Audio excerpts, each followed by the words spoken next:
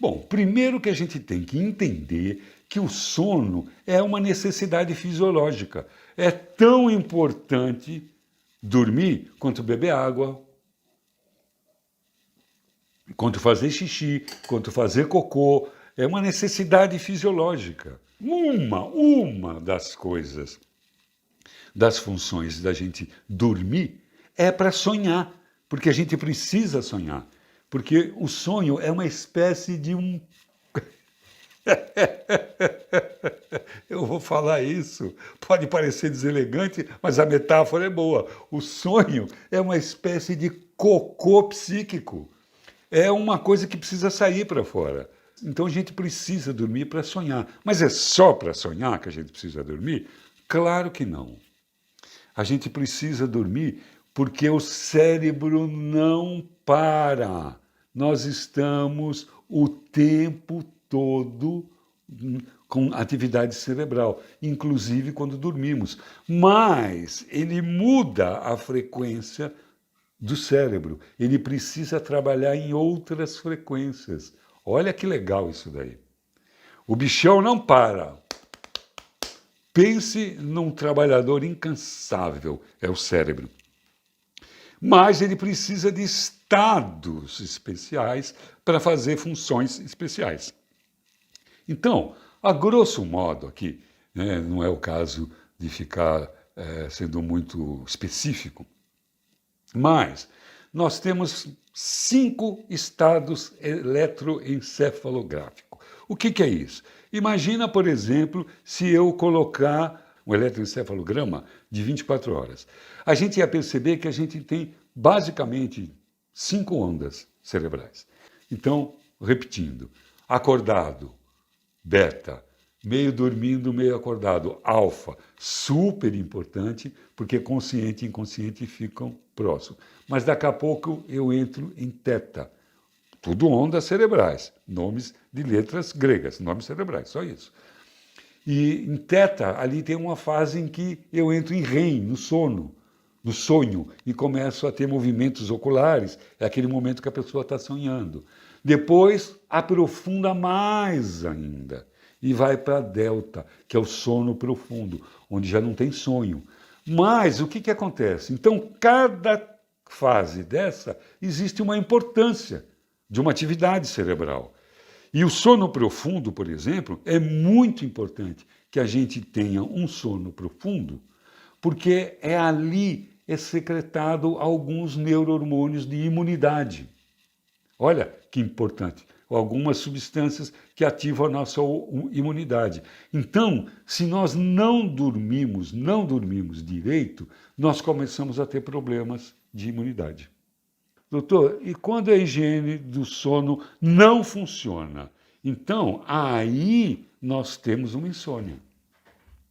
Se a higiene do sono não resolveu, aí sim nós vamos usar alguns indutores de sono.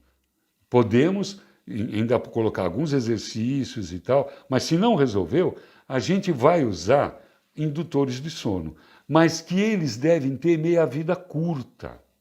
Por que meia-vida curta? Meia-vida é o tempo que a droga fica no organismo. Porque, por exemplo, se eu vou tomar um famoso clonazepam, né, o nome comercial dele, o Rivotril, que é um dos medicamentos mais receitados no mundo, não por psiquiatras, por clínicos, por médicos de uma maneira geral, porque resolve. Resolve, mas depois cobra caro. É o tipo de um agiota. Ele te empresta, precisa de 10 pau, ele te empresta 15. Só que depois ele vai cobrar juro, vai precisar de doses maiores, porque ele tem uma meia-vida longa. No dia seguinte, na noite seguinte, quando você toma o remédio para dormir, o anterior ainda está lá.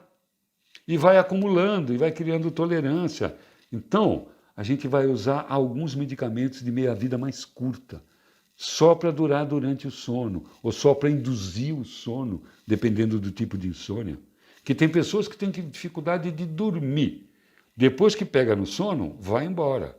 Tem outros que não têm facilidade para dormir, mas acorda várias vezes durante a noite. Tem outras pessoas que acorda 3 horas da manhã e não dorme mais, 4 horas da manhã e não dorme mais. É uma vez só que acorda, mas não dorme mais. Então, dependendo do tipo de insônia, a gente vai dar uma solução medicamentosa. Mas sempre com prazo de validade. Não é para tomar para o resto da vida. E tem que educar o paciente.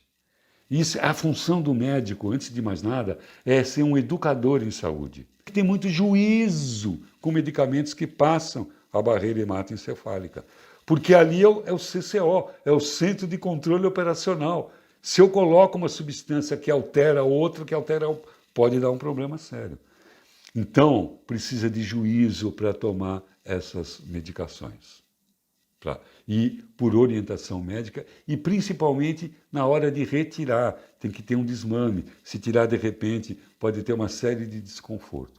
O ideal é evitar medicamentos para dormir, mas às vezes precisa. Se a pessoa está com uma ansiedade, um transtorno de ansiedade, um transtorno depressivo, aí muito cansado às vezes, aí tem exercícios que a gente pode auxiliar e, quando não dá, aí medicação de meia-vida curta e por prazo combinado. E higiene do sono para ir corrigindo. Mas o ideal é mesmo, antes de pensar em qualquer coisa goela abaixo, é higiene do sono. Isso resolve 90% dos casos de insônia, porque senão o médico vai matar barata com 38. Vai estar com insônia? Rivotril, 2 miligramas. Vai dormir? Vai dormir que nem um anjinho sem pecado. Claro que vai dormir. Super bem, sem... Mas e aí? E depois? Então, está matando uma barata com 38.